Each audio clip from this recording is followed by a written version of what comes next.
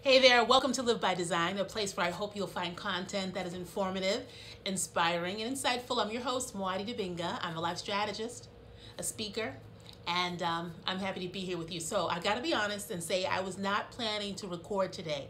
I literally maybe an hour ago, finished taking Bikram class over at Bikram Yoga Boston. I'm in town, I'm in Boston for a couple of days, working with a new client, and I'm scouting out some locations for training that I'm designing. And so I really hadn't planned to video or share a message with you today, which is why I'm still sort of in my sweats. I got on my Ailey sweatsuit. It's not actually sweatshirt, actually. It's not even mine. It's my sister-in-law's house. I borrowed it from her.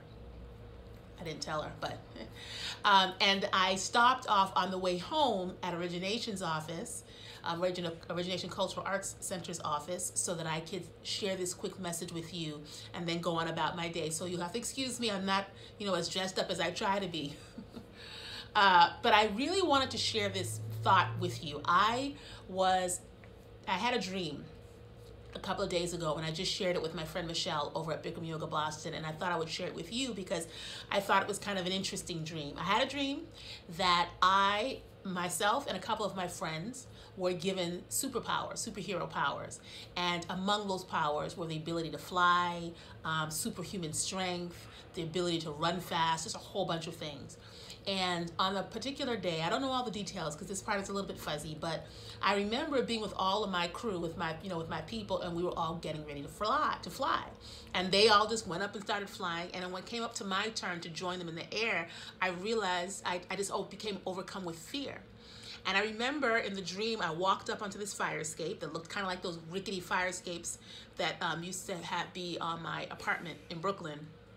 And I got to the top of the fire escape. I looked around, they were all up in the air flying, and I kept telling myself, okay, go, go, go. And I didn't do it. I could not. I had the power to fly. I knew the powers were endowed in me. I was told that I had the power. I could actually even feel the difference in my body, but I could not fly. And I could do everything else. I was on the ground. I remember fighting and doing all this other stuff, but I couldn't get it together. And I woke up after the dream really a little bit like, did it happen? Did it not happen? Because sometimes, things happen in the dream world, then I get out into the real world. And sometimes, to be honest, I get a little confused. It takes me a minute to get it together to realize, what was real, what was not. But when I got up and I got myself together, I started to ask myself the question, what was this dream supposed to tell me? Because what I have discovered over the years, and I know most of you know this to be true as well, or maybe believe it to be true, that I believe that your dreams, your intuition, those are vehicles, those are ways that the divine consciousness, God, speak to you and asks you questions and allows you to receive answers, which is why I'm always talking about meditation and stillness and that type of thing. And I believe that, my mother always said this as we were younger, that your dreams are a way that the divine God consciousness, however you try to describe it, is speaking to you and maybe asking you a question or maybe giving you an answer. And so when I started to think about the dream, there's one thing I don't like. I don't like to be less than, right? So if all of my people can do a particular thing or expressing themselves in a particular way, I like to be able to either do that too or do my thing, right? I don't like this feeling of having something, knowing I have the capacity to do something and I'm not living up to it. And so in the dream, this part I do remember vividly. I felt like a big old piece of boop, right? I have this power. I was told I have this power. My friends were told this power. We all have this power. You can't get up off the ground, right? And so I started to ask myself the question, what is this dream trying to get me to reflect on? And I decided that I've come to this feeling that the question, at least the way I interpret it, that I am being invited to ponder or think about or reflect upon is, am I living boldly enough given the gifts that were endowed in me? Am I really fully expressing myself as an aunt, as a speaker, as a trainer, as a whatever? Am I living a life that is really reflecting all of that stuff, all the gifts that I've been endowed with, all the courage, all the strength, all the superpowers that I have, all the talents, all the capacities, and all the gifts, all the skill set? Am I living boldly enough given what's in me? Am I accessing those powers? Am I tapping into those powers in such a way that it is allowing me to fly, right? To reach those heights that I sometimes dream about, right? I sometimes visualize, that I know intellectually are within my capacity, but I have yet to attain. So the way I've decided to receive the question or frame the question from that dream is, Mwadi, am I living boldly enough? Am I asking bold enough questions on myself? Am I putting high enough demands on myself given what's already inside of me? Am I allowing myself to tap into, to cultivate, to express, to share the gifts really in a substantial way, in the most powerful way that have been endowed within me? And I don't just mean the talents that I have as a business person, because I'm pretty good at what I do, right? But just in every space.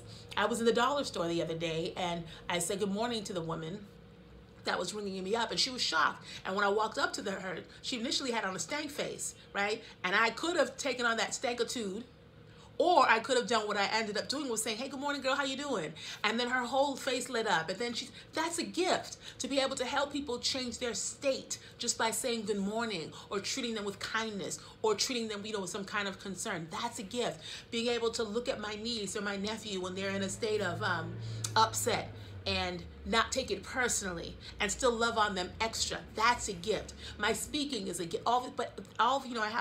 Those are just some examples of the different ways that we can share, gift, uplift other people in our space. But the question I ask for myself is, am I being bold enough? So am I being bold enough with my smiles? Am I being bold enough with my good mornings? Am I being bold enough when I think about the idea that I have to shape my business and to grow my business and to reach more people, given the fact that I was given the gift of flight, given the gift of being able to speak to people and connect with people and share with people, and a real compassion and caring for people? Am I living boldly enough, right? I have the capacity to fly, but am I just on the ground walking fast? Right? So for me, the question that I'm now turning around to you is, are you living boldly enough? Are you expressing yourself in such a way that really reflects all that is within you? Or are you allowing yourself, as I think I sometimes allow myself, to sort of tap out at good enough? And particularly when sometimes my good enough compared to some other people is pretty excellent. And that's just truth. Some people, they're cool on coast. They're cool living their life on autopilot and just sort of going as they go. But I don't want to roll like that. I don't think I was sent here to do that. And I have things that I want to get done that require me to fly. But there's a difference between flying and just being on the ground walking fast. Why walk fast when you can fly? And I think that as I look back on some aspects of my life that I've been working on, this is a new year, right? It's still March. And so I'm working on my health and wellness and my business and my finances and all manner of things, all kinds of things that I'm trying to upgrade, right? Highlight for some of you all watching this conversation. And I've been making progress, but I've been making progress, I think, by running fast and not by flying. In other words, I think I've been making progress by doing, what I know to do, but not to the maximum capacity that I have to do it.